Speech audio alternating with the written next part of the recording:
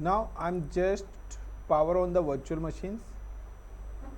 सबसे पहले मैं अपनी वर्चुअल मशीन्स का पावर ऑन करा है एंड देन वो मशीन आपके क्लाउड पे भी हो सकती है, किसी भी लोकेशन पे हो सकती है। Like I am just power on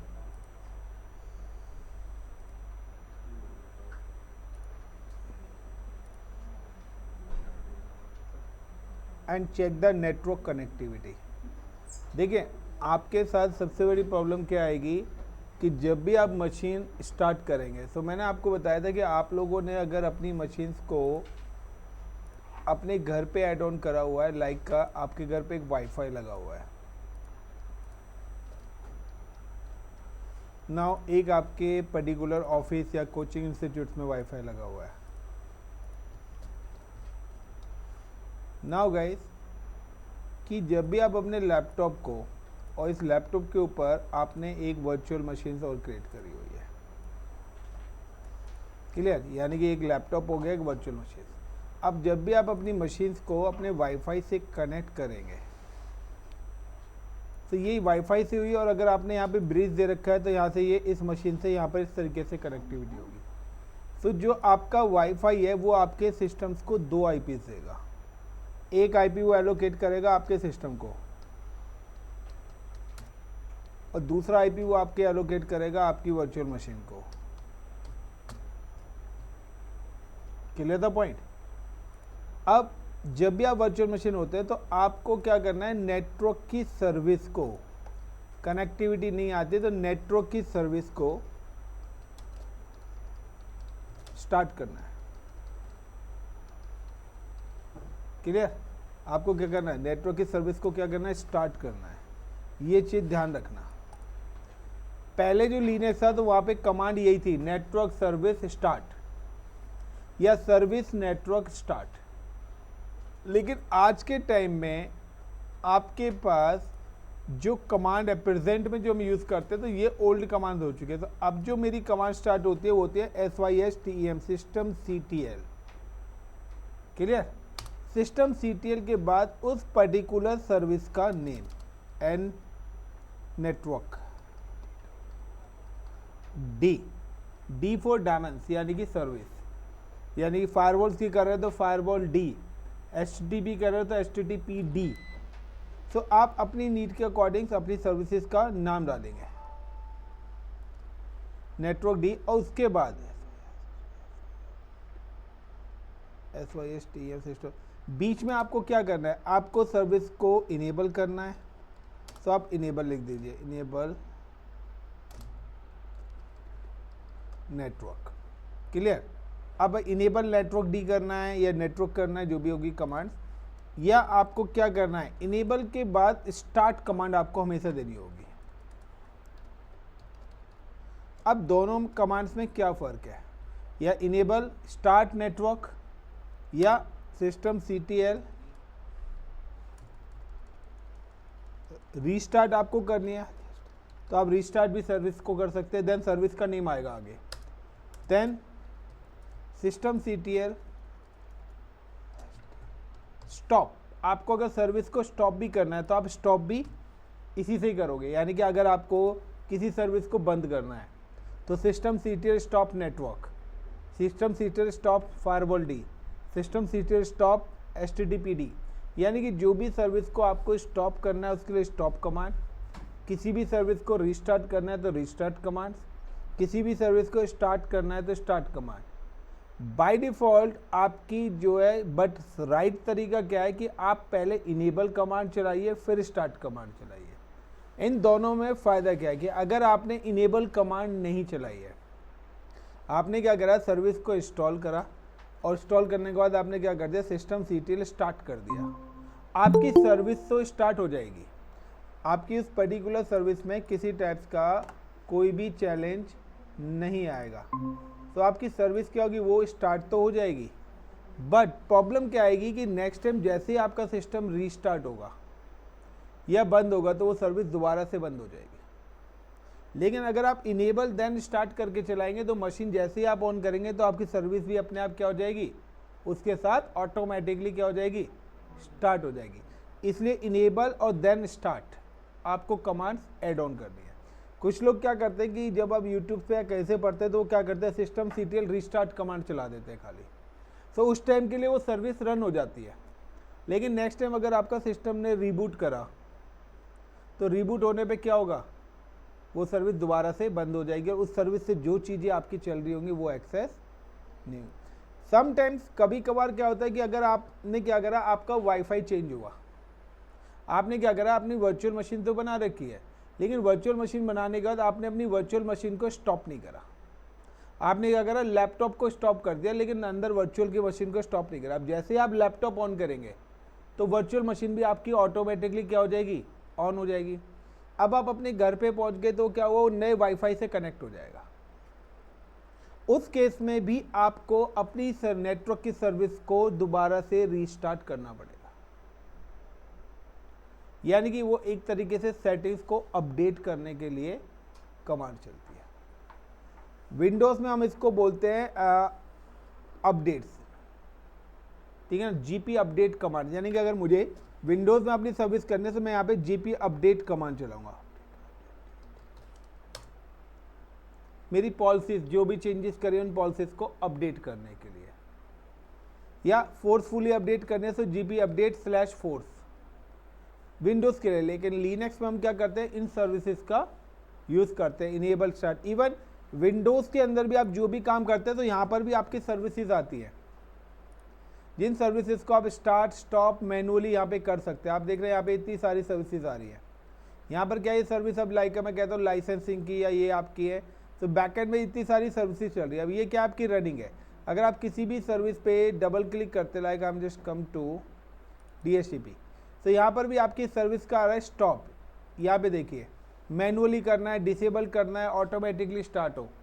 तो यहाँ पर एक कुछ सर्विस जो है ऑटोमेटिकली पैटर्न्स पे है, तो इन सर्विसेज को भी हम स्टार्ट स्टॉप करनी है, स्टार्ट करनी है। तो ये विंडोज़ के अंदर भी क्या है, सर्विसेज स्टार्ट और स्टॉप होती है। कभी कभार सर आपने स्क्रीन शेयर कर रखी है? शायद नहीं कर रखी। कमाल है, 15 मिनट से क्लास चल रही है, किसी ने बोला भी नहीं। अरे अभी ये अभी हुई है, ठीक है, तो मुझे लगा नेटवर्क इशू होगा। कोई बात नहीं। 5 स्टूडेंट्स हैं, सब में से किसी ने नहीं बोला, यानी कि पता नहीं। लाइट गई थी तो इंटरनेट बंद हुआ था ना। तो उसके बाद आपने हाँ शेयर हाँ, की? हो गया, अभी करी है। ओके, ठीक है, अब विजिबल हो गई। Yes sir. So nice again यहाँ पे आप कॉन्सेप्ट क्या आ रहा है, यहाँ पर वही सेम कॉन्सेप्ट आ रहा है कि system CTL enable network start stop. लेकिन अब चीज़ें आती हैं कि जब भी अब हम लिनक्स के टर्म्स में बात करते हैं, लिनक्स के टर्म्स में एक रेपोजिटरी क्रिएट रहती है। लिनक्स के टर्म्स में क्या होती है, एक रेपोजिटरीज हमारी क्रिएट होती है। इस पर्टिकुलर रेपोजिटरी को हम कॉल करते हैं यम। यम की फुल फॉर्म मुझे याद नहीं है, सर्च कर लेना। जिसको हम क्या कॉल करते हैं, यम रेपोजिटरी कॉल करते हैं। Is it clear? यम का मतलब है मैं इसको एक पर्टिकुलर सर्वर के साथ कनेक्ट कर देता हूं। तो अब मैंने अगर इसको एक सर्वर के साथ कनेक्ट कराया, और ये सर्वर भी मेरा क्या है, लिनक्स का है। ये सर्वर क्या है, मेरा लिनक्स का है। इज इट क्लियर था? This is the Linux server. और ये जो रेपोजिटरी है ये डैश ना होके नेस है, यानी कि नेटवर्क अटैच स्टोरेज बना रखी है मैंने। अब मैंने क्या करा हुआ है कि जितने भी लिनक्स के सारे XYZ सॉफ्टवेयर्स हैं, वो सारे के सारे सॉफ्टवेयर्स इस रेपोजिटरी के अंदर रख दिए हैं। अब जो भी लिनक्स की मशीन आप बनाओगे अपने ऑफिस के अंदर, अब आपको अगर उस पर्टिकुलर लिनक्स की मशीन पे कोई भी सॉफ्टवेयर इंस्टॉल करना है, तो वो सारी की सारी मशीन्स मेरे क्या होती है, इस पर्टिकुलर सर्वर्स के साथ कनेक्टेड होनी चाहिए। अब मैं कहता हूँ कि मुझे यहाँ पर वेब सर्विस इंस्टॉल करनी है, तो मैंने यहाँ पे क्या लिखा, यम, सबसे पहली कमांड होगी यम अपडेट -y, यानी कि सबसे पहले रेपोजिटरी, यानी कि ये जो मेरी रेपोजिटरी है इसको वो क्या करे, सर्वर अपडेट करे। यानी कि कोई भी नए पैकेजेस वगैरह हो तो उन सबको क्या कर दे, अपडेट कर दे। तो पहले तो मैंने क्या करा, यम अपडेट कमांड्स। उसके बाद अब आपको कोई भी सॉफ्टवेयर इंस्टॉल करना है, लाइक आप वेबसाइट डिप्लॉय करना चाहते हैं, तो यम इंस्टॉल, यम इंस्टॉल यानी कि अब यम करें, यानी कि यम सर्वर क्या करते हैं, इंस्टॉल कर दे, किसको, अपाची। यानी कि अब आपको ये भी पता होना चाहिए कि किस पर्टिकुलर सॉफ्टवेयर को आप इंस्टॉल करना चाहते हैं, उसका नाम भी आपको पता होना चाहिए। यस नो, आप जैसे कि विंडोज़ पे आप क्रोम क्यों इंस्टॉल कर रहे हो, VLC मीडिया प्लेयर इंस्टॉल करते हो, तो आपको नाम पता है ना। अब लिनक्स पे मुझे क्या काम करना है, उस काम से रिलेटेड उस सर्विस का नाम भी पता होगा। तो अगर उस सर्विस को इंस्टॉल करना है, लाइक यम इंस्टॉल अपाची 2, अगर मैं खाली ये कमांड लिखता हूँ या मैं -y लगाता हूँ, दोनों में क्या फ़र्क है कि मैंने क्या करा, यम इंस्टॉल अपाची 2 करने के बाद लगा दिया -y, यानी कि मैंने पहले ही कंफर्मेशन दे दी यस। यानी कि अगर आप y नहीं लगाएंगे तो ये आपसे पूछेगा कि क्या आप इसको इंस्टॉल करना चाहते हो या नहीं, यानी कि वो आपसे कंफर्मेशन पूछेगा यस या। मैंने पहले ही क्या कर दिया, -y लगा देंगे तो वो वाली एक स्टेप जो है वो क्या हो जाएगी, स्किप हो जाएगी। Got it the point. अब यहाँ पर क्या होगा कि मैंने एक सॉफ्टवेयर क्या करा, इंस्टॉल करा। अब ये जैसे सॉफ्टवेयर इंस्टॉल करा तो उसके बाद SYSTEM system CTL RESTART restart APACHE Apache 2, मुझे अब इस सर्विस को भी स्टार्ट या रीस्टार्ट इनेबल, ये सारा का सारा प्रोसेस। यानी कि अगर आप कोई भी सॉफ्टवेयर लिनक्स पे इंस्टॉल करते हैं तो पहले क्या होगा, आपको इंस्टॉल करना है इस तरीके से, यम इंस्टॉल कमांड है, और देन आपको क्या करना पड़ेगा, इनेबल, स्टार्ट और रीस्टार्ट, ये 3 कमांड्स भी बाद में क्या होंगी, चलानी पड़ेगी। तो अगर आप इन कमांड्स को नहीं चलाएंगे तो आपका सॉफ्टवेयर इंस्टॉल तो हो जाएगा, बट इंस्टॉल होने के बाद वो रिस्पॉन्स नहीं देगा, क्योंकि जब तक सर्विस स्टार्ट नहीं होगी, साहिल माइक आउटर, अगर जब तक आपकी सर्विस स्टार्ट नहीं होगी, जब तक वो आपका काम नहीं करेगा। तो सिंपल सा है कि गाड़ी लेके आ गए, बट गाड़ी को चलाना है तो उसको स्टार्ट तो करना पड़ेगा। तो ये आपका, इसके अलावा यहाँ पर एक और आती है status, system CTL status, then give the service का नेम, यानी कि स्टेटस बताता है कि आपकी सर्विस एक्टिव है या डीएक्टिव है। एक्टिव है तो यानी कि वो वर्किंग है, डीएक्टिव है तो मतलब वो काम नहीं करेगी। अब आपको उसको देखना पड़ेगा कि क्या उसके अंदर XYZ रीज़न से चैलेंजेस है। तो यहाँ पे हो गया अपाची। अब डिपेंड करता है कि जो यम है ना, ये एक रेपोजिटरी है, तो यहाँ पे ये एक यम सर्वर बनाया जाता है। आपके कोर्स में ये वाला पार्ट्स इंक्लूड नहीं है, क्योंकि आपका अगर RSCSE होता, इंटरप्राइज लेवल वाला लिनक्स, तो इंटरप्राइज में ये सर्वर्स भी बनाने बताए जाते हैं। Got it. बट हम लोगों ने क्या करा है, हम लोगों ने यहाँ पे SA1 यानी कि लिनक्स का बेसिक वाला पार्ट जो है RSCSA, वो सारी चीज़ें डाली हुई है। तो जिसमें नेटवर्क कनेक्शन, SSH करना, फाइल फोल्डर्स, उन पर परमिशंस लगाना, यानी कि लिनक्स पे काम क्या करना है, वो सारी चीज़ें तो एड ऑन हैं। लेकिन लिनक्स के अंदर कौन कौन से सर्वर्स हैं और वो सर्वर्स कैसे बनते हैं, वो चीज़ें एड ऑन नहीं है। क्यों? क्योंकि आपने जो कोर्स करा है ना, वो क्लाउड का करा है। आपको इंफ्रास्ट्रक्चर बनना है, आपको लिनक्स एडमिन नहीं बनना। क्योंकि अगर आपको लिनक्स एडमिन या सिस्टम एडमिन बनना है तो फिर आप लिनक्स के नेक्स्ट लेवल भी पढ़िए। आपको सिस्टम एडमिन बनना है तो आप सिस्टम एडमिन के नेक्स्ट लेवल भी पढ़िए। बट हमारा जो टारगेट है वो क्लाउड पे जाने का है। तो क्लाउड पे हमें क्या है, लिनक्स के सर्वर्स बनाने आने चाहिए, लिनक्स के सर्वर्स का एक्सेस देना आना चाहिए। बाकी तो लिनक्स एडमिन है, वो काम करेगा। Got it my point.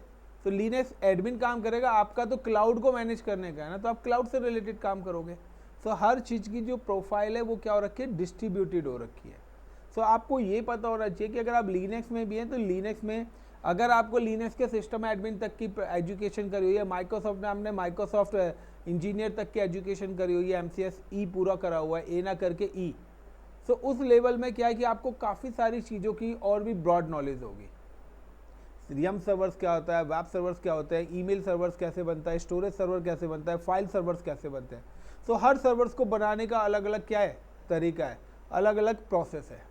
फिर वो सारी चीज़ें और भी ज़्यादा क्या हो जाएंगी, ऐड ऑन हो जाएगी। उसके हिसाब से क्या होगा, ड्यूरेशन भी बढ़ेगा, फीस भी बढ़ेगी, टाइम भी बढ़ेगा। बट मेरा लेवल है कि पहले लेवल 1 को कंप्लीट करो, लेवल 1 की 70% नॉलेज हो जाए, then move to the second level. जब तक 70% आपको वो टिप्स पर नहीं आ रहा है, आप कभी भी सेकंड लेवल पे जाना ही मत, कोई फायदा नहीं होगा, क्योंकि आप सेकंड लेवल जब तक पढ़ के खत्म होगा ना, फर्स्ट लेवल में जो सीखा है वो सब भूल जाओगे। मैं भी आगे चलता जा रहा हूँ, बट मैं क्या है, हर बार मैं नई चीज़ें क्यों बनवा रहा हूँ आपसे, कि आप पुरानी चीज़ों को भूलो नहीं।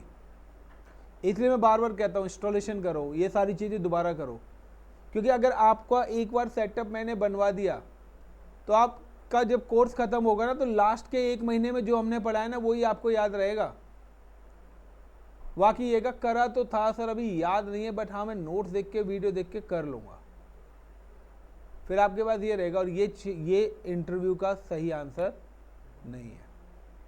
तो नाउ कि ये 2 चीज़ें हैं। अब ये जो यम है, ये सिर्फ आपकी रेड हैट फैमिली लाइनेक्स में चलेगा। जो आपका रेड हैट फैमिली का लाइनेक्स है, उसी लाइनेक्स के अंदर आपकी यम कमांड चलती है। जो भी डेबिन फैमिली का लिनक्स होगा, उसके अंदर हमारी चलेगी apt-get, यानी कि यम की जगह क्या लग जाएगा, apt-get कमांड यूज होगी। उसमें यम इंस्टॉल नहीं होगा। यम इंस्टॉल अपाची करेंगे तो वो कमांड नहीं चलेगी।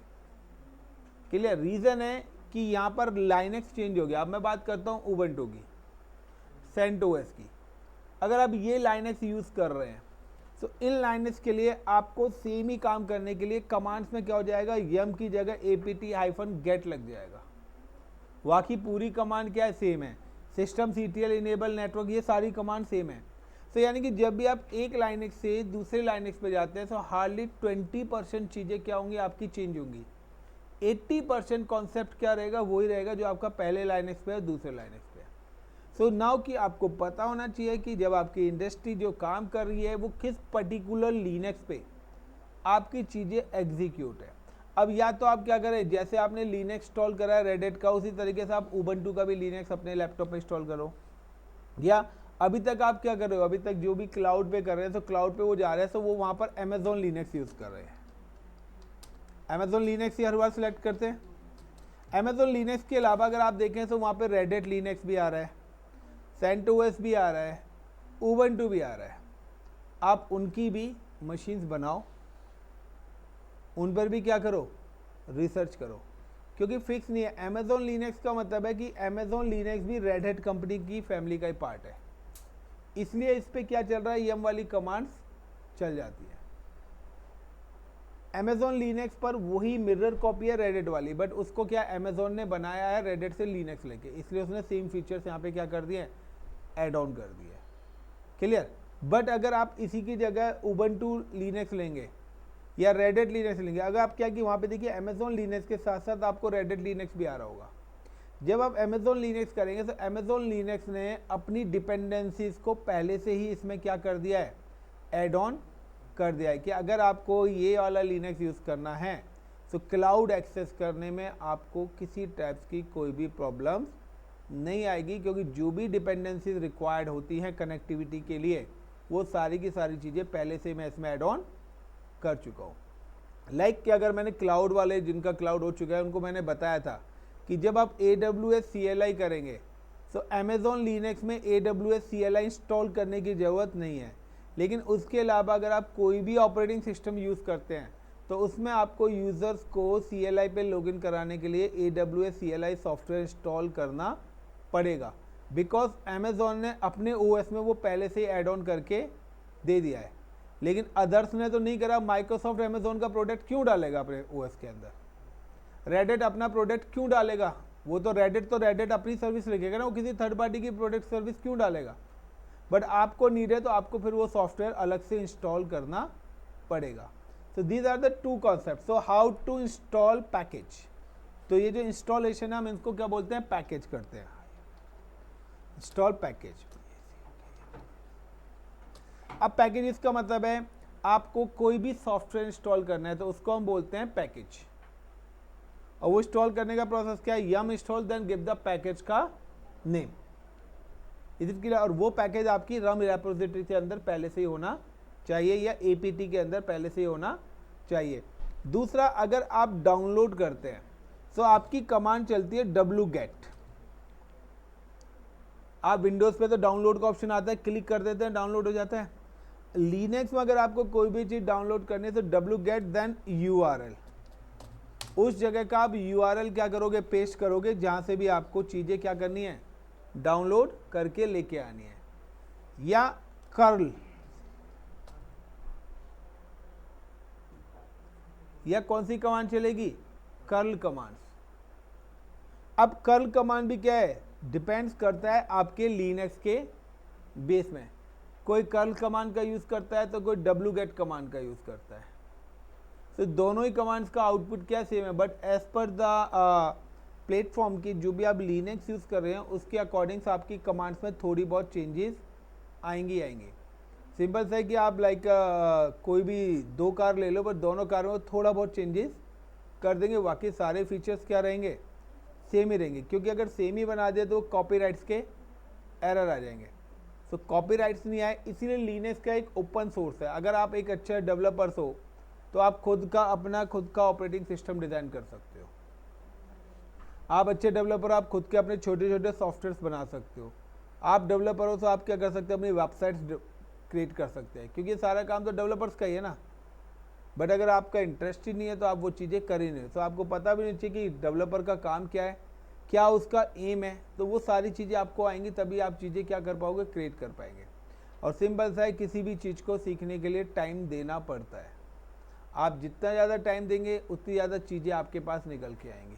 तो नाउ यहाँ पर भी सेम ही कॉन्सेप्ट आता है कि हाउ टू चेक, कि how to install package, start the services. तो सिंपल सा है कि अगर मैं यहाँ पे पर्टिकुलरली मैंने ये लिनक्स की मशीन स्टार्ट करी है and login with root user,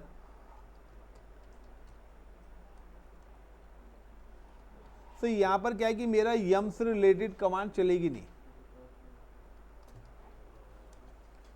इस पर्टिकुलर लोकेशन पे यम से रिलेटेड कमांड्स मेरी चलेंगी नहीं।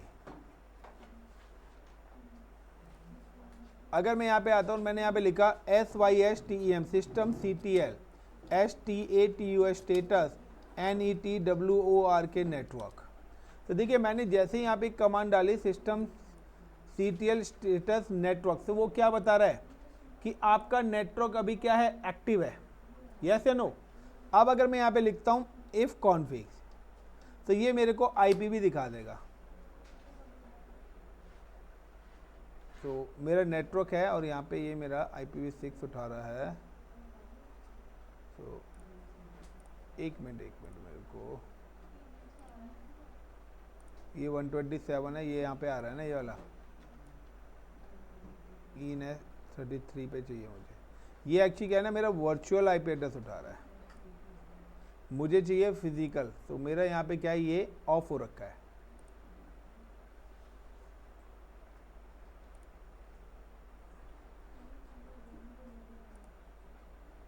क्लियर? तो ये क्या था, मेरे को वायर सेटिंग करनी है। सो मैंने यहाँ पे आया, यहाँ पे मैंने क्या करा, इसको ऑन कर दिया, क्योंकि मेरा वाईफाई से तो कनेक्टेड है नहीं। Now my system is connected through the wire. अब मैं अगर दोबारा से यहाँ पे इफ़ कॉन्फिग चलाता हूँ तो अभी भी इसने IP, क्योंकि ये मेरा फिजिकल इंटरफेस है और ये मेरा क्या है, वर्चुअल इंटरफेस है। Got it? यानी कि ये मेरे VMware का वर्चुअल है। इस इंटरफेस से मैं अपनी विंडोज़ की मशीन से कम्युनिकेट कर रहा हूँ। ये वर्चुअल इंटरफेस है जो है, ये मेरा लूप बैक है जिसका IP क्या है, 127.0.0.1 रिजर्व है। So now and click on wire, then wire settings, then go to the power on, then again click on the settings, IPv4 automatic कर दिया, या आप मैनुअली करके भी अपनी नीड के अकॉर्डिंग से अपने IPs एलोकेट कर सकते हो। VPN ऑफ है, नेटवर्किंग ऑफ है, एंड वाईफाई तो मेरा कनेक्ट ही नहीं है, ब्लूटूथ ऑफ है। नाउ अब मैं अगर यहाँ पे एक और कमांड चलाता हूँ, system CTL status active system CTL stop. अब मैं यहाँ पे एक कमांड चला रहा हूँ STOP स्टॉप।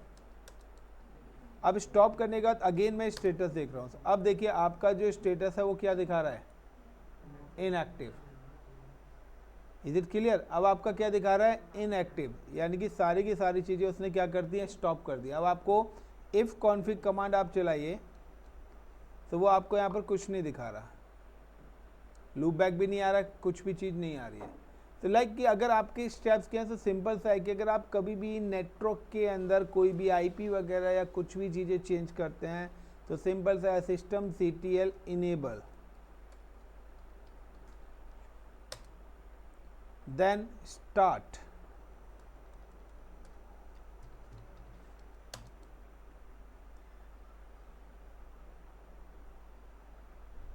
स्टार्ट करने के बाद now you can check the status, और ऑलरेडी सर्विस स्टार्ट है, आपको एक बार रिफ्रेश करनी है सर्विसेज को, तो now you can add a restart command. आप यहाँ पर रीस्टार्ट कमांड कर सकते हो। देखिए जैसे मैंने यहाँ पर इनेबल स्टार्ट करा तो ये ऑप्शन यहाँ पे बना गया। जैसे मैं इसको स्टॉप कर देता तो यहाँ से ये देख रहे हैं 3 कंप्यूटर्स, ये तीनों कंप्यूटर्स आपको विजिबल नहीं होंगे। नाउ कि अब यहाँ पे मैं एक और टर्मिनल ओपन कर लेता हूँ अपना, मैं यहाँ से ट्राई करता हूँ लाइक ping google.com।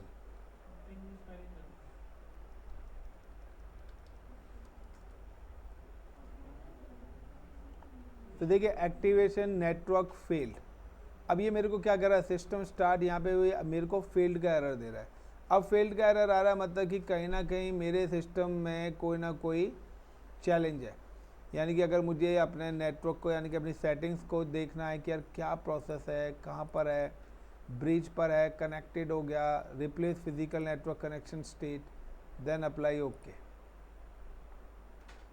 अब मैंने यहाँ पे कनेक्टिविटी दी है। नाउ अगेन कि अब मैं दोबारा से यहाँ पे क्या करता हूँ, अपने इस पर्टिकुलर सिस्टम को स्टार्ट करता हूँ। कितनी फास्ट स्टार्ट हो गई है इस बार। सो लाइक इफ कॉन्फिग,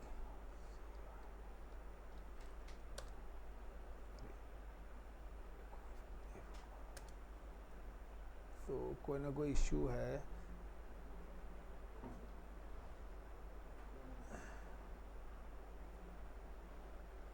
ये ना आईपीस नहीं उठा रहा है मशीन, तो कोई ना कोई इस मशीन में चैलेंज है। मैं क्या करता हूँ, नाउ पावर ऑफ, मैं VM2 को ऑन करता हूँ। मैं अभी क्लाउड पे नहीं जा रहा, मैं पहले आपको लोकल होस्ट पे ही बता रहा हूँ, जो आपकी लोकल मशीन आपके लैपटॉप में, जो अभी 1-2 स्टूडेंट्स बोल रहे थे कि सर हमारा चैलेंज आ रहा था, तो पहले मैं उस एरर को फाइंड आउट करना आप लोगों को एग्जीक्यूट कर रहा हूँ।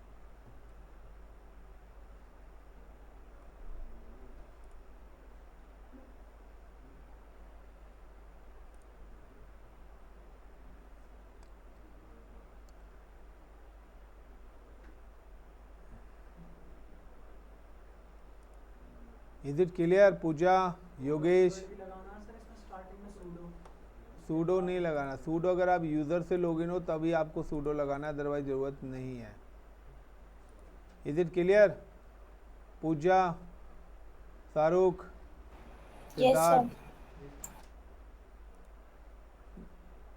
सो वेट गाइस, अब ये मशीन, अब सेम एज कि अगर मुझे क्लाउड पे जाना है, क्लाउड पे ये काम करना हो, so now you can just कि सबसे पहले मैं क्लाउड पे जाता हूँ, आई am just login with the cloud, click on EC2, and EC2 पे आने के बाद now just create a virtual machines, instance is launch instance. Now कि मैं इस बार यहाँ पे क्रिएट कर रहा हूँ उबंटू।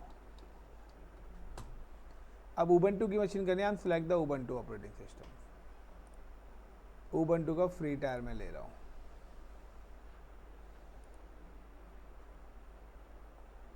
क्लियर?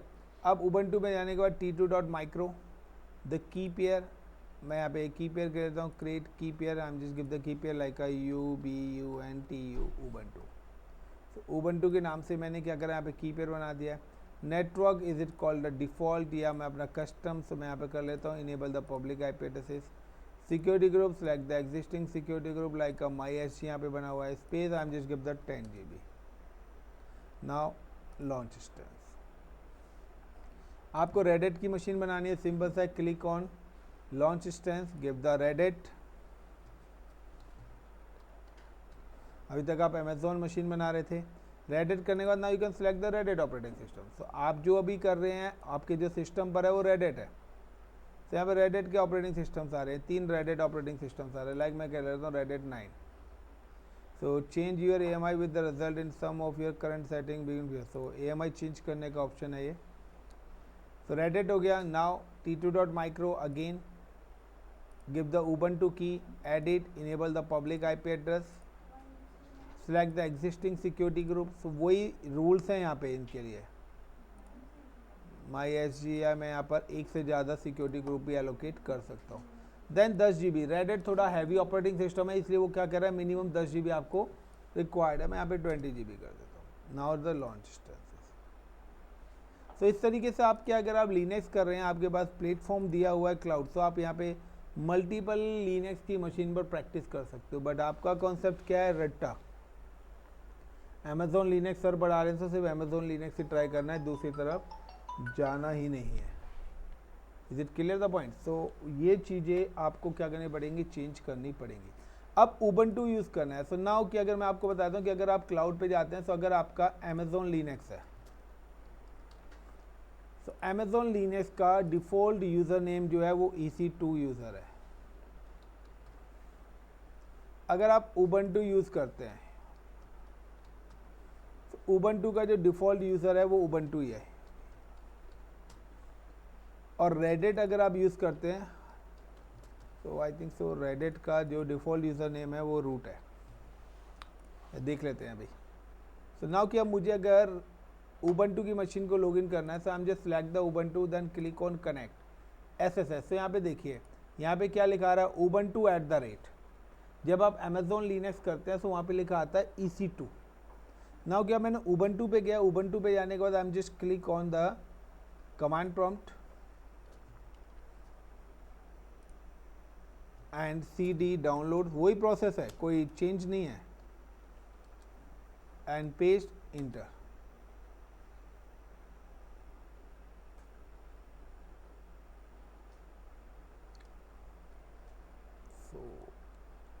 अब मुझे क्या करना पड़ेगा, इसका सिक्योरिटी ग्रुप चेक करना पड़ेगा। सो इंस्टेंसेस में गया, then click on the security group. So I am just click on security, my SG, edit inbound rule. So यहाँ पर SSH देखिए अलाउड ही नहीं हो रखा है। गॉट इट, यहाँ पर SSH अलाउड ही नहीं हो रखा। और लिनक्स के लिए मुझे क्या है, SSH अलाउड है। बट मैं यहाँ पे क्या कर देता हूँ, फिलहाल ऑल ट्रैफिक कर देता हूँ। All traffic IPv4, all traffic IPv6। Now save rule. Then again मैं अब दोबारा से इसको एक्सेस करता हूँ, तो अब ये मशीन मेरी एक्सेस हो जाएगी, क्योंकि जैसे प्रोटोकॉल अलाउड करा ये मशीन मेरी यहाँ पर एक्सेस होगी। तो this is a Ubuntu machine. अब उबंटू में भी सेम वही है, sudo sudo su-। तो आप कहाँ पर आ गए, रूट पे।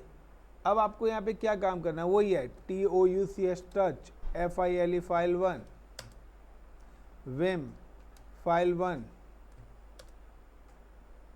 i4 insert hello India save करनी है, escape colon WQ, escape small में आना चाहिए, W और Q, कॉलन W एंड एक मिनट WQ।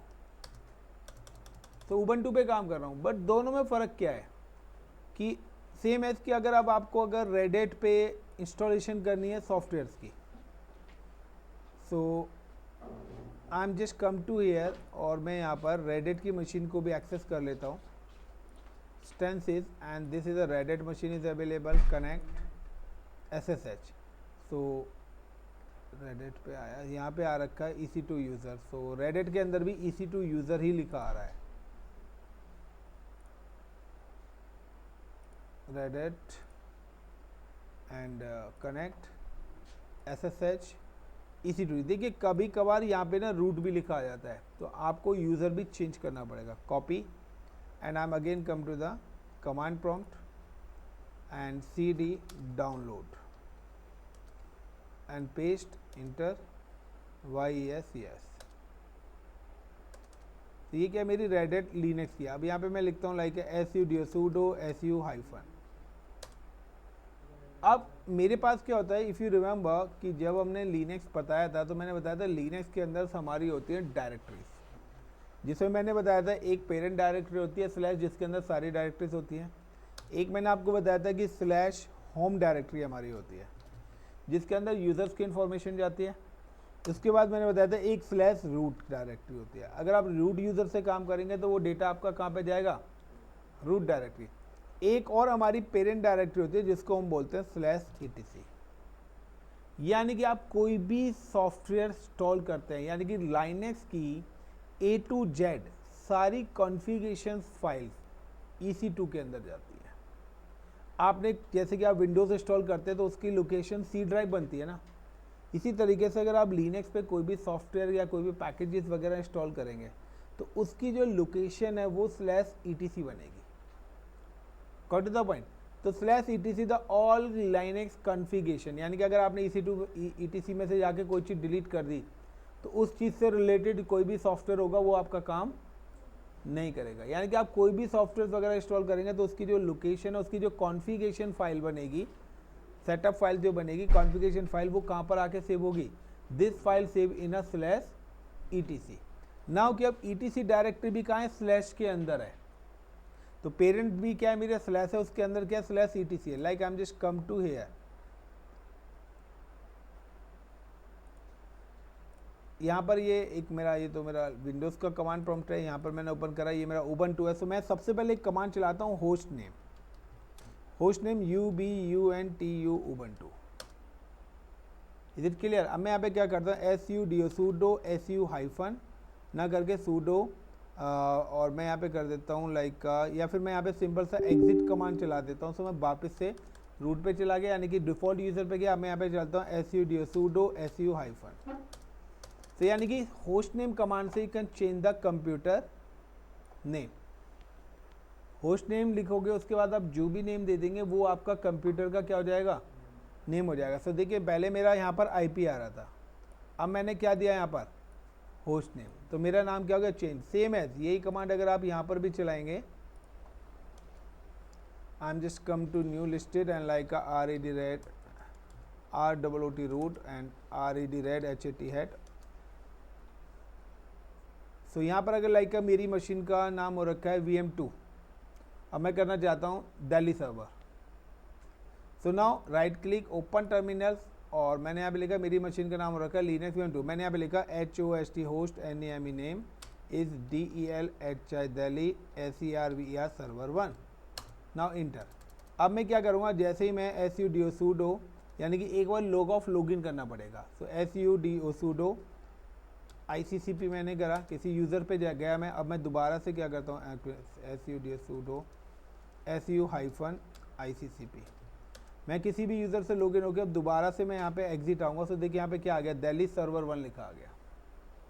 यानी कि उसको अपडेट होने के लिए आपको क्या चाहिए, एक बार यूज़र को लॉग ऑफ लॉगिन करना पड़ेगा। अब मैं दोबारा से एग्जिट होता हूँ, सो मैं दोबारा से रूट पे, अब मेरी मशीन का नाम क्या ही है। लेकिन अगर मैं इसको रीस्टार्ट कर दूँगा, मैं इसको क्या करूँगा, रीस्टार्ट कर दूँगा, तो रीस्टार्ट करने पे जब मैं नेक्स्ट टाइम आऊँगा तो इस बार दिल्ली सर्वर 1 ही लिखा आएगा। सो होस्ट नेम आपको चेंज करना है। इवन आपके पास एक और कमांड है init6। तो ये जो init6 कमांड होती है, this command basically use for the restart the Linux machine. और init0 सेट डाउन, अगर मैंने यहाँ पर init कमांड चलाई init0 तो ये मेरी मशीन क्या हो जाएगी, सेट डाउन हो जाएगी। आपने क्लाउड पे भी चलाई init0 तो आपकी क्लाउड की मशीन क्या हो जाएगी, सेट डाउन हो जाएगी। और अगर आपने init6 चलाई तो आपकी मशीन क्या होगी, रीस्टार्ट हो जाएगी। तो अगर मैं यहाँ पे init6 लिखूंगा तो ये मशीन मेरी क्या हो जाएगी, रीस्टार्ट। फॉर एग्जांपल init6 मैंने करा, या मैं यहाँ पे इंटर, तो मेरी मशीन क्या हो गई, रीस्टार्ट हो गया। अगर मैं init0 करता तो मेरी मशीन क्या हो जाती, सेट डाउन। लेकिन विंडोज़ में आप क्या करते हैं, आप विंडोज़ में ऑप्शन ढूंढोगे, यहाँ पे जाओगे, फिर यहाँ पे क्लिक करोगे, फिर यहाँ पे ये सारे ऑप्शन पे क्लिक करोगे। सो लिनक्स पे यही काम किससे हो रहा है, कमांड से हो रहा है। विंडोज़ के अंदर वही काम ग्राफिकली हो रहा है। तो कहने के कमांड से हमें क्या होता है कि सिक्योरिटी हमारी बिल्ड होती है, बट क्या है कि वहाँ पर आपको कमांड्स पता होनी चाहिए। सेम एज कि अब मैंने यहाँ पे 2 मशीन्स को लॉगिन करा है, दोनों मशीन्स पे लॉगिन करने के बाद नाउ कि मैं यहाँ पर आया होस्ट ने, अब मैं यहाँ पे क्या करना चाहता हूँ, कोई पैकेज इंस्टॉल करना है, तो यहाँ पर अगर मैंने चलाया ना yum-install इंस्टॉल httpd या apache 2 स्पेस -y, तो ये आपको एरर दे रहा है, yum नॉट फाउंड, सर्विस पे है, ये पैकेज इंस्टॉल कर रहा हूँ, ये अभी इंस्टॉल कर रहा हूँ, सर्विस रीस्टार्ट करूँगा तब डी आता है, वो भी जो सॉफ्टवेयर इंस्टॉल करा है उसके लिए लिखने की जरूरत नहीं है, फायरवॉल तो फायरवॉल डी हो जाएगा, कुछ में आता है कुछ में नहीं आता है। तो अब यहाँ पर आ रहा है कि ये मैं अभी सॉफ्टवेयर इंस्टॉल कर रहा हूँ, तो यहाँ पे अपाची इंस्टॉल नहीं हो रहा है, क्यों? क्योंकि मेरा जो ऑपरेटिंग सिस्टम्स है, अगर मैं अमेजोन लिनक्स यूज़ करता हूँ तो वेब सर्वर सर्विस को हम बोलते हैं HTTPD, उबंटू में इसी सर्विस को हम बोलते हैं अपाची। Got it? यानी कि जो काम आप yum इंस्टॉल HTTPD करते थे उबंटू में, उस सर्विस का नाम क्या है? रेडिट फैमिली है तो रेडिट में भी HTTPD ही रहेगा, लेकिन विंडोज़ है तो विंडोज़ में हम इसको IIS बोलते हैं, इंटरनेट इन्फॉर्मेशन सर्विस, जो आप वेब सर्वर सर्विस इंस्टॉल करते हो। तो अब ये डिपेंड्स करता है कि आप जिस भी ऑपरेटिंग सिस्टम पर अपना वर्क कर रहे हो, उस ऑपरेटिंग सिस्टम्स के बारे में आपको पता होना चाहिए, क्या वो सर्विस उस पर चलेगी, नहीं है तो क्या उसका नाम तो चेंज नहीं है। फॉर एग्जाम्पल आप अपने रिलेटिव्स के यहाँ जाते हो तो आपको दूसरे नाम से बुलाया जाता है, कोई किसी नाम से, बट आइडेंटिटी तो आप ही है।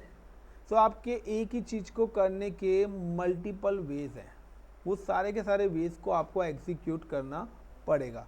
Now the next point is कि अब अगर मुझे यहाँ पर पैकेट पर्टिकुलर पैकेट ही कोई इंस्टॉल करना है अपना, मुझे अपने यहाँ पे कोई पैकेज इंस्टॉल करना है, तो देखिए अगर मैं इसको रेडिट, तो अगर आपको किसी भी सिस्टम की फैमिली देखनी हो तो आप क्या लिखेंगे?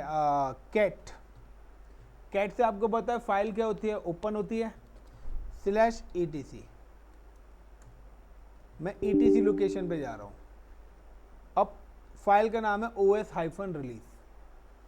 तो os-release कमांड्स आपको बताएगा कि आपका जो ऑपरेटिंग सिस्टम है वो किस फैमिली का है, उसी के हिसाब से आपको अपनी कमांड्स चलानी है। नाउ कि यहाँ पर अगर आता हूँ तो यहाँ पर OS का वर्जन आ रहा है, ये जो है IDRHEL है वर्जन, यानी कि ये क्या है? रेडिट फैमिली का OS है, तो इसकी जो फैमिली है वो कौन सी है?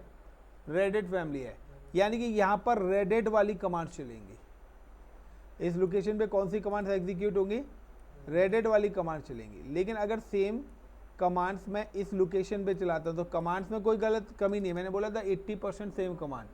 सो कैट /etc/os-release, यहाँ पर भी सेम ही कमांड चल रही है, बट यहाँ पर वो बता रहा है कि ये आपका क्या है? उबंटू है। तो अब यहाँ पर आपको ऑपरेटिंग सिस्टम पता लग गया कौन सा है? उबंटू। तो उबंटू है मतलब यहाँ पर क्या चलेंगी? उबंटू वाली। अब मुझे अगर यहाँ पर सर्विस इंस्टॉल करनी है तो यहाँ पे चलाऊंगा yum-install इंस्टॉल, क्योंकि yum सर्वर्स पहले से ही क्लाउड पे बना हुआ है। तो yum इंस्टॉल HTTPD-y, लेकिन मैं रेडिट पे चला रहा हूँ तो यहाँ पर ये हो सकता है इंस्टॉल भी कर दे, हो सकता है यहाँ पर ये आपको एक और स्टेप करने के लिए बोले, क्योंकि अगर मेरी रेपोजिटरी फुल अपडेट होगी तो ये यहाँ पर इंस्टॉल कर देगा, और अगर मेरी रेपोजिटरी फुल अपडेट नहीं होगी तो पहले ये रेपोजिटरी को अपडेट करने के लिए बोलेगा, फिर कहेगा आप इंस्टॉल करिए लेटेस्ट पैकेज। तो जैसे ही मैंने यहाँ पे इसको इंस्टॉल पे क्लिक करा तो इसने क्या करा? मेरे पैकेज को इंस्टॉल कर दिया। ये कह रहा है this system is not registered with the internet and server, you can use RSC और सब्सक्रिप्शन। तो यह मेरे से कह रहा है कि आपको इसका सब्सक्रिप्शन लेना पड़ेगा, यानी कि एक लाइसेंस लेना पड़ेगा, लेकिन रजिस्टर नहीं है, फिर भी ये क्या कर रहा है? ये मेरी इस पैकेजेस को अपडेट करा। तो ये काफ़ी ज़्यादा टाइम ले जाएगा, क्योंकि मेरी रैपो नहीं है। सब ये क्या करेगा? पहले रैपोस को अपडेट करेगा, उसके बाद पैकेज को क्या करेगा? इंस्टॉल करेगा। अब यही चीज़ अगर आपको उबंटू पे चलानी है तो यम तो नहीं चल रहा, यहाँ पे चलेगा apt-get install install apache apache 2। तो यहाँ पर जो वेब सर्विस का नाम है वो क्या है? apache 2 है /y इंटर। तो यहाँ पे इसने अपाची को क्या कर दिया? इंस्टॉल कर दिया। एक मिनट, HTTPD, ओके ये फाइंड भी नहीं कर रहा, तो HTTPD,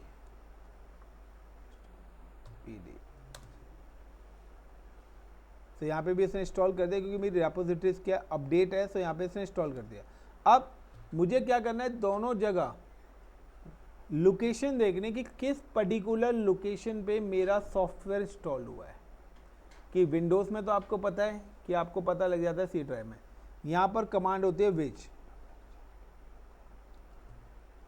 गॉट इट, विच और HTTPD। तो ये आपकी HTTP यानी कि आपकी सॉफ्ट कॉन्फ़िगरेशन फाइल कहाँ पे गई है, /etc में। लेकिन आपका जो सॉफ्टवेयर का सेटअप जो इंस्टॉल हुआ है उसकी लोकेशन क्या है, /usr डायरेक्टरी, उसके अंदर sbin डायरेक्टरी, उसके अंदर HTTPD की सर्विस आपकी पड़ी हुई है। यहाँ पर अगर आप देखेंगे like WHICH which APACHE Apache 2,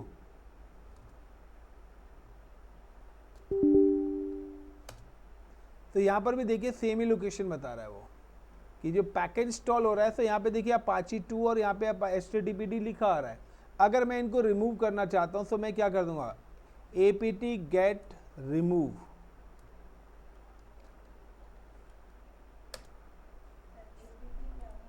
apt जैसे विंडोज़ में यम है, यहाँ पे यम है ना, उबंटू में apt होता है। और यहाँ पे भी अगर मुझे अब क्या करना है, रिमूव करना है, तो आई am just type the REMOVE remove.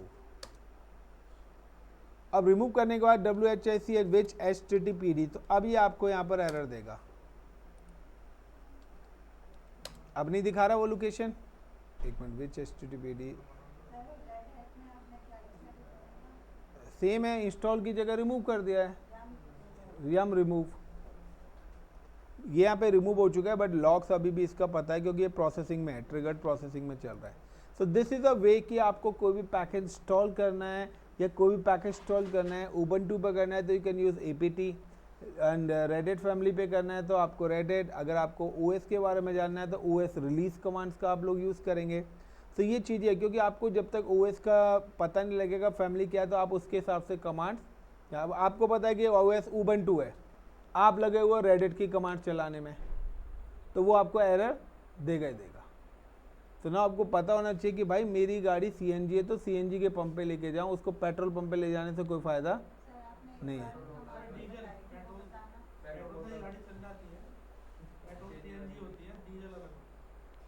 तो मतलब कि मैं खाली CNG बोल रहा हूँ, पेट्रोल का टैंक हटा रखा है मैंने। अब बता, हो जाएगी, धक्का लगवा लेंगे हम तुम लोगों से, बेले स्टूडेंट बहुत है मेरे पास, ठीक है ना। मतलब लॉजिक नहीं समझना।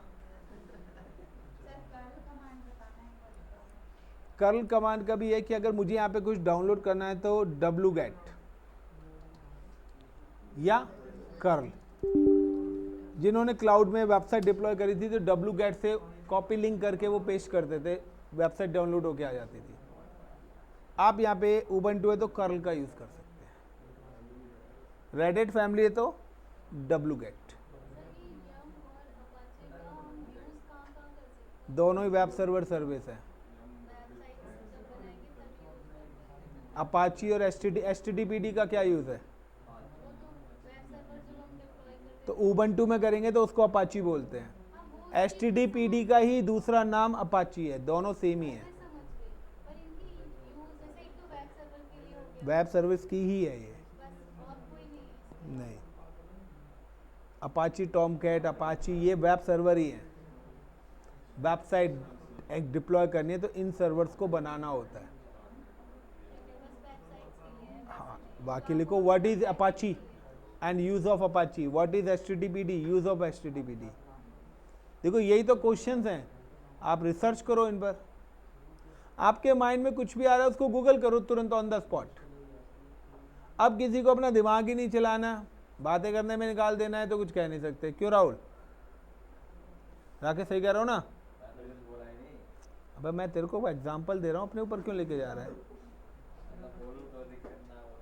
भाई। मैं तो तेरे को बता रहा हूँ कि जो बोल रहे हैं उनके लिए एग्जाम्पल दे रहा हूँ। क्यों राहुल, समझ में है ना। ये वाले राहुल के लिए बोल रहा था, तू अपने ऊपर क्यों ले गया। देखते ही रहा था, उंगली तो इसकी तरफ थी। Is it clear. So apt और उसमें क्या फ़र्क है, होस्ट नेम, OS का वर्जन देखना है, ये सारी कमांड्स हैं। सर्विसेज, अब आपको सर्विसेज यहाँ पर भी देखनी है तो यहाँ पे भी सेम ही कमांड है, SYSTM system, CTL, STA, TU status, APA, CHE Apache. तो कह रहे हैं यहाँ पर आपकी अभी इनएक्टिव है ही नहीं। रिमूव कर रखा है मैंने, ठीक है। सो यहाँ पर भी सेम है, सिस्टम CTL अपाची। अब यही है कि आपको अपनी कोई भी सर्विस अगर स्टार्ट करनी है तो स्टार्ट करनी है, स्टॉप करनी है तो इन चीज़ों का यूज़ करेंगे। सिस्टम पर कोई भी पैकेज इंस्टॉल करने हैं तो उस केस में आपको यम का इंस्टॉल करेंगे। उबंटू है तो APT का यूज़ करेंगे। कंप्यूटर नेम चेंज करना है तो होस्टनेम कमांड का यूज़ करेंगे। कोई चीज़ डाउनलोड करनी है तो wget कमांड का यूज़ करेंगे। So this is a concept, ये कॉन्सेप्ट हैं आपको जो आपको चीज़ों को एग्जीक्यूट करने। तो आपसे कोई पूछे कि अगर मुझे कोई पैकेज इंस्टॉल करना है तो उसका प्रोसेस क्या है, सर ये है कि हमारे पास एक रेपोजिटरी होनी चाहिए, that is called the yum repository, या हम इसको यम सर्वर भी कॉल करते हैं। अगर उबंटू है तो उस केस में हम APT कॉल यूज़ करते हैं। सो दैट मीन्स कि आपने प्रैक्टिकली करा है तो आप आंसर दे पाओगे, क्योंकि मैंने हर बार आपको बोला कि आपको 30 सेकेंड्स का आंसर प्रिपेयर करना है। पैकेज मतलब सॉफ्टवेयर, विंडोज़ में हम उसको सॉफ्टवेयर बोलते हैं, लिनक्स में हम उसी चीज़ को पैकेज बोलते हैं। विंडोज़ में हम उसको डायरेक्टरी बोलते हैं, सॉरी फोल्डर बोलते हैं, लिनक्स में हम उसको डायरेक्टरी कॉल करते हैं। इतना ही फर्क है, नाम चेंज है, काम सेम है। विंडोज़ में आप उसको वेब सर्वर IIS बोलते हो, रेड हैट लिनक्स में हम उसको HTTPD सर्विस बोलते हैं, उबंटू में हम उसको अपाची सर्विस बोलते हैं। तीनों का आउटपुट क्या है, सेम है। यानी कि आप अपने घर जा रहे हो, वहाँ पे आपको किस नाम से बोलेंगे, आप सिस्टर के घर जा रहे हैं, उनके बच्चे आपको किस नाम से बोलेंगे। तो सारी केस में हो तो आप ही ना, but as per the location आपकी आइडेंटिटी क्या है, थोड़ी सी चेंज है, यानी कि आपको नाम को, बट आपका आउटपुट तो सेम है। वैसा तो है नहीं कि आप घर पे ये बात कर रहे हो उसमें लाइक बंगाली में और दीदी के यहाँ जाके आप बोल रहे हो कन्नड़, होता है ना ऐसा, नहीं ना। 20% बिहेवियर आपका चेंज होता है, आप किसी भी लोकेशन पे चले जाओ। 80% आपका स्टैंडर्ड वही रहता है। और जिसने 20% से ज़्यादा बिहेवियर चेंज कर लिया तो कहते हैं देखो कितना एटीट्यूड दिखा रहा है, कितना अपने आप को शो ऑफ कर रहा है। जिसने भी 20% से ज़्यादा अपना बिहेवियर कहीं चेंज करा तो उसको बोलेंगे शो ऑफ कितना कर रहा है बंदा। फिर उसको दूसरी लैंग्वेज में क्या बोलते हैं, छपरी।